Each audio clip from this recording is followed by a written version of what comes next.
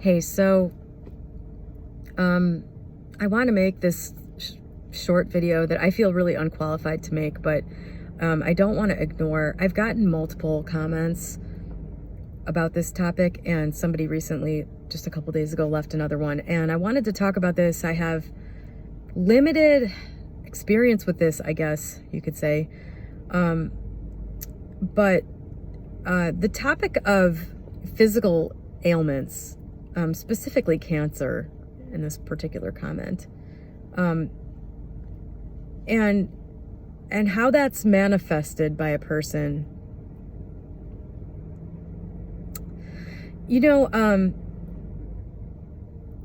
Again, like I don't feel qualified to answer this, but I will anyway. I'll just give you, like, I'll just tell you what I think. And you just have to take that with a grain of salt. I don't have any experience with healing any grave illnesses or anything like that with anyone I know or with myself or anything. It's only minor things, but I will tell you that at this point, I don't believe anything is created by anything other than the mind. So I think that, that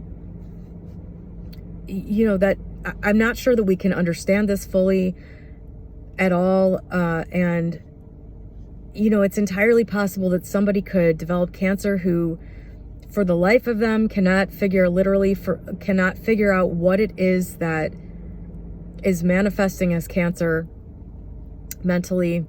But I personally, just because of, I guess, to me, it doesn't fit that in this world of everything being manifested, that would be an exception. I don't think anything is created not by the mind. And I don't think cancer or any other big thing or accidents or anything like that are intentionally or accidentally created. I don't think those are things that, you have a passing imaginal scene about it and then it happens. That to me just does not track. That doesn't make sense in any way. That is not meaningful in the way things are meaningful about this to me. What does make sense to me is that big illnesses, big manifestations of some physical problem are almost like they're like the last ditch effort of some unhealed part of you to get your attention.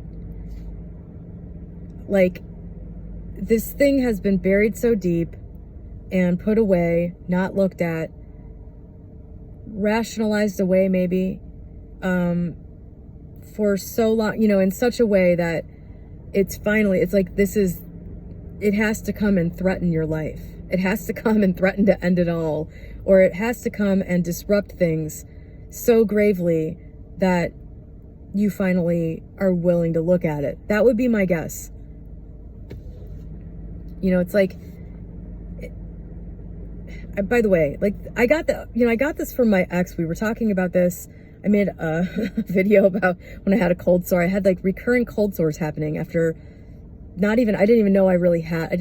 I suspected maybe I had one in the past, but all of a sudden I started getting them. I made a video about that. I'll see if I can find it and link to it. I have so many videos at this point, but we were talking about that, and this was kind of his idea. He said this, and it really struck me, that it's like, for it to become physical, for it to become physically manifest, like it has to have been there it has to have been present and ignored for so long, for like a big thing, I think. Maybe not for so long. It just has to be something that is, needed to be addressed in such a way that the only way that you're going to do it is if it comes out in physical form in a way you cannot ignore. That's my opinion on that.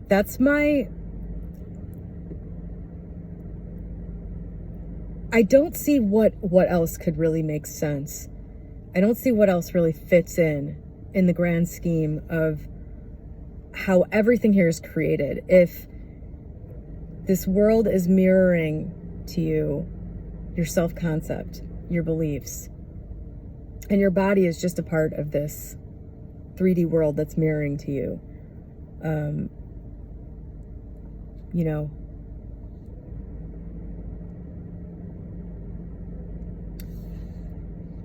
and the other thing about this, that I wanted to say, I haven't really thought about this a lot, I have to be honest with you. But one other thought that I have about this is that, because it can be really hard, you know, if you have one of these problems, you like want to figure it out, you want to get it to go away, you want to fix it. And I personally am somebody who looks at all these things like they're puzzles, and I want to figure them out and all of that. And one perspective that's been valuable to me with everything that happens in my life, especially things that are confusing or unpleasant or both, is thinking of this whole situation, which I truly believe this, thinking of this whole situation as being created by me, for me, you know. And when I say created by me, I mean, you know, me as or with God, whatever God is. And I just look at the situation and say, why would I create this for myself lovingly? What, you know, why would, you know, I don't believe that situations are created to punish you. I do think that humans down here are amazing at punishing themselves for the things that they feel guilty about or that they think that they need to pay for. I think you easily, almost like barely below the surface of consciousness, create situations for yourself to punish yourself. Some people do this throughout their whole life for something that they did when they were young, and it's just, it's not even, you know, there's nothing mystical about it. You know, and people punish themselves with addictions and things like that too, definitely. But I just think it makes it easier to look at a situation that's in your life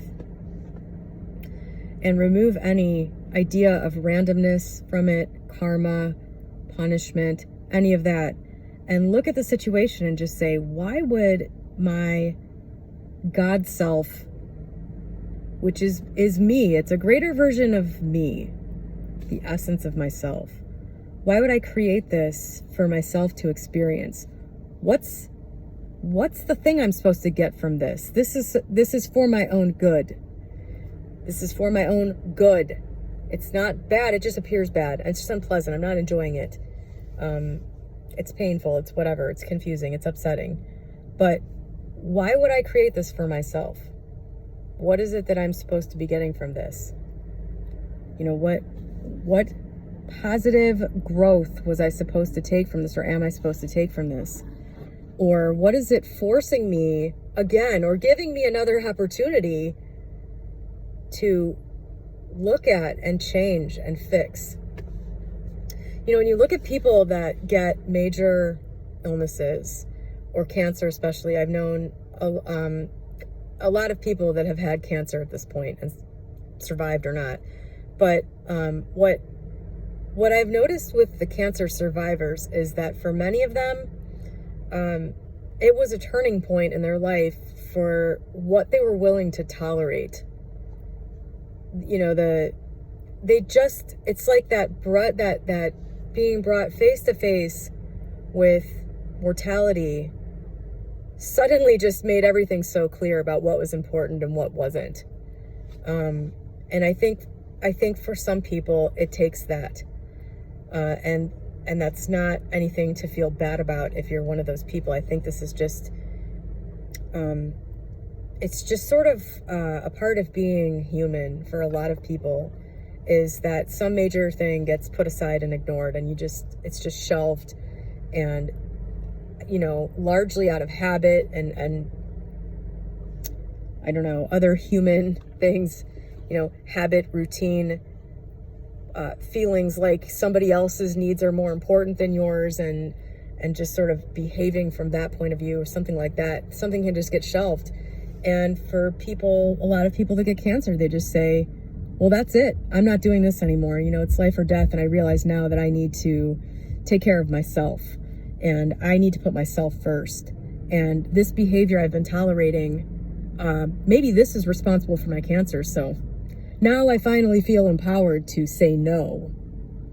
Now I finally feel empowered to look out for my own needs and my own mental peace and sanity. I have known multiple women specifically who got breast cancer, and it was due to that type of thing. I don't know why breast cancer, but that just happens to be the people that I've known. It's a course changer for a lot of people. So, what does that tell you about it? It's there to change something. It's there to wake you up to something. Maybe. I don't have all the answers. But if we're looking at this purely as it's not random chance, it's not just your genetics, it's not an environmental thing. If we look at it as those things are only able to be active if the mind is a fertile ground for the creation of that outward manifestation of cancer or an accident, something like that. If you look at it purely from that standpoint, how else do you explain it? I just completely reject the idea of a random accidental manifestation of a disease because you spent 5 minutes thinking about it. Or even if it's something that you've been afraid of having happen, plenty of people are scared to death of getting sick and never do. I just don't think that's enough. I think it has to serve a purpose in order for it to be happening. And honestly, if you have it happening, even if that's not the case, I think that is a healthy way to look at it. What could this be created for me? What positive thing would I have created this? If this is a game, how do I win it? If the game here is I created this for myself, and if I can find out what I'm supposed to take from it, then the game continues. I don't know. I think even if it's not true, that's a positive way to look at it. But at the end of the day, I think it's important to just remember that it's all good and that this is all for good, and stop thinking, just don't allow yourself to entertain the idea that this is for anything other than good. It logically makes no sense to do anything other than to believe that this is all for good. And if you haven't personally experienced, I have experienced the bliss that comes for long periods of time when just existing in the present moment. And it'd be really hard for me to ever believe that bliss is connected to something that is bad. So anyway, I don't know that was very helpful, but I didn't want to ignore that topic, and people, leave comments or email me about this stuff, and I am not, I'm not a sage or anything. I just think about this stuff a lot, and that's my response to that. So I hope it was comforting, maybe, or at least gives you something to work with.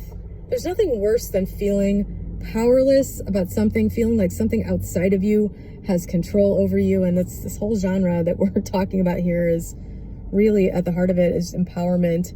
And so, I hope at the very least, if you're dealing with one of these things, you can empower yourself, or just start to sort of go on a little mini adventure to try to figure out what's going on. Talk to it.